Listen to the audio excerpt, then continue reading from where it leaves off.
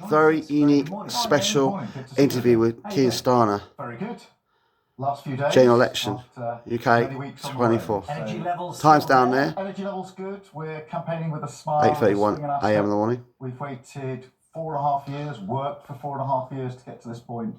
So I woke up at the beginning of the year with a smile. And it's June 28th. The election year. Friday morning, guys, 24th. And it's our chance to take our positive offer to the country, and we're really pleased to be able to do so. Now, Labour has maintained its lead in the polls largely. They haven't changed a whole lot in terms of your lead. Are you at the point in this campaign where you can ask yourself the question, what could you, as a leader, have done better?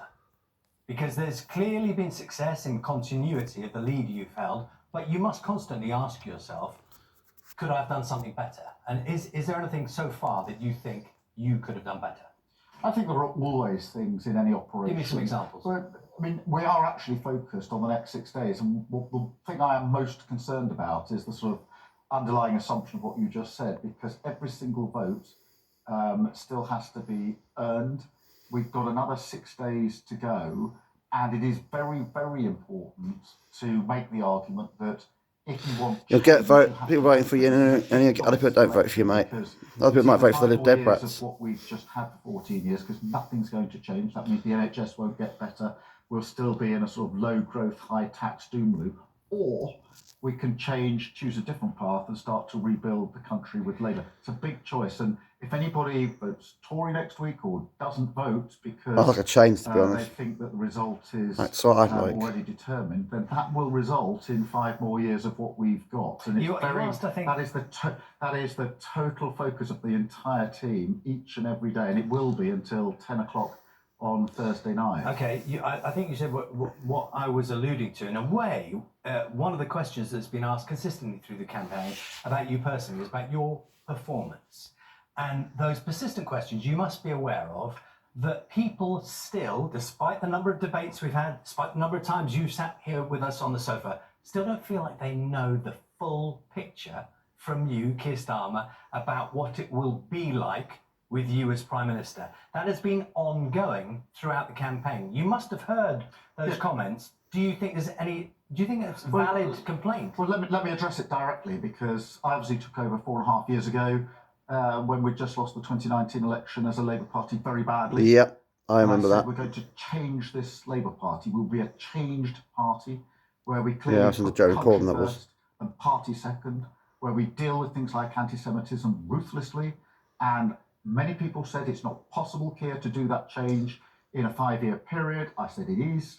We got on with it. We changed the Labour Party, and the Labour Party we put before the country is a changed Labour Party. We campaign as changed Labour, and we will govern as changed Labour. And that change and me as leader go together. It feels nice. It feels better than it used to be, in my opinion. You are already going backwards. And what people want more and more is a very clear picture that could be about tax. And I know you've got a list of taxes you say you won't do. There is still a strong belief for most people that something doesn't add up. That if you're going to spend more money, that some point in the future, 2 years' time, 3 years' time, you'll sit on the sofa here and you'll say, now, I said that then, the reality is this. Well, how can you reassure people that's not who you're going to be? Let me take that again head on, because if we learned one thing in the last 2 or 3 years, it was when Liz Truss made unfunded commitments, in her case to tax cuts, and it damaged the economy, and many people watching are still paying the price, particularly in their mortgages. Now, the lesson to take from that is that economic stability, fiscal rules, and making sure that every single thing is fully costed and fully funded is a foundation, not just going into an election, but the outside of the election when you build and stabilise the economy, which will be our number one objective. And that is why our manifesto, which is a manifesto for growth, for wealth creation, is founded on this principle that every single the money's got to come from somewhere, mate.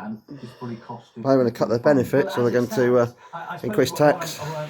The way I'm taking this is that you may well be the Prime Minister who says, well, I did say that then, and it was... Or freeze the benefits and freeze the pension. Here I am now, and I'm telling you something else. And people want an assurance that's not what you are going to do. Let me give that assurance, because our manifesto is a manifesto for growth.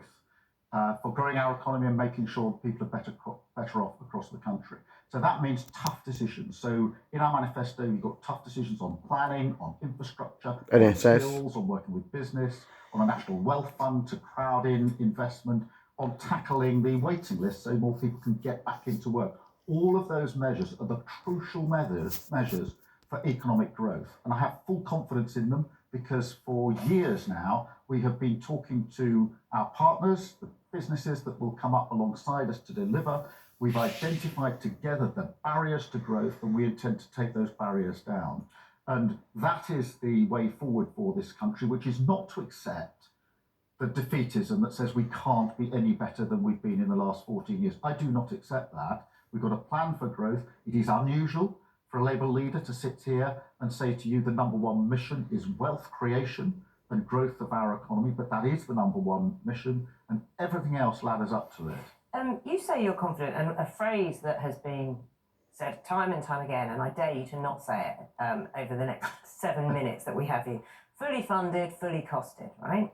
Why shouldn't we say that? Because it's so I'll tell you fundamental. why, because fundamentally what's happening is institutes like the Institute for Fiscal Studies come out and say there is a conspiracy of silence, leaving voters guessing and casting ballots in a knowledge vacuum. And they've spoken about a trilemma. Basically saying, whether you say it's fully funded and fully costed, there are facts that with the spending that needs to be done, despite you saying we can pay for it by this, pay for it by that, to pay for everything, you will either have to borrow more, taxes will have to go up, or public services will have to be cut. Many of the assumptions that have been made by the IFS and others are on the basis that growth will stay broadly where it is now. I don't accept that. I have great respect for the institutions of the year or economy. two of Parliament, if you get in, growth will not double.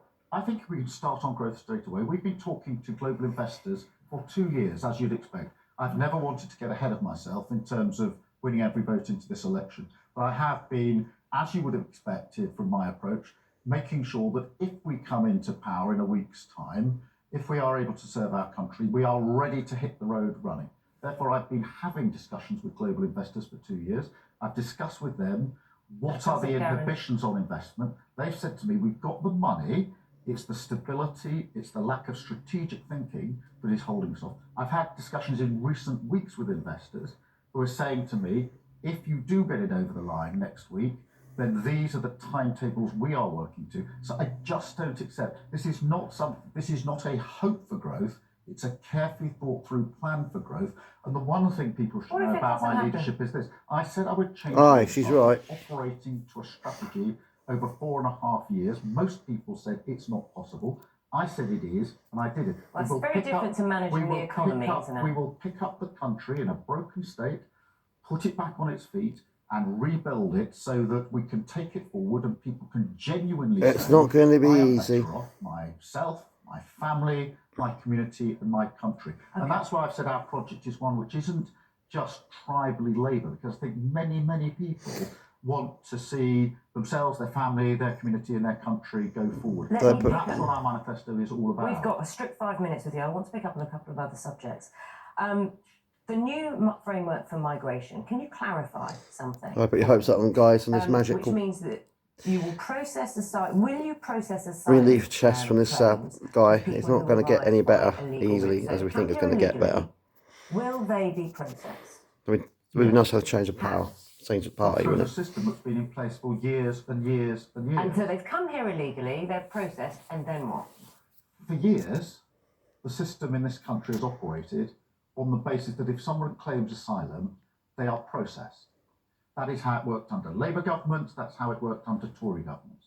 What's happened under this government is that they've stopped processing the claims. So we now have tens of thousands, 50,000 people who are here.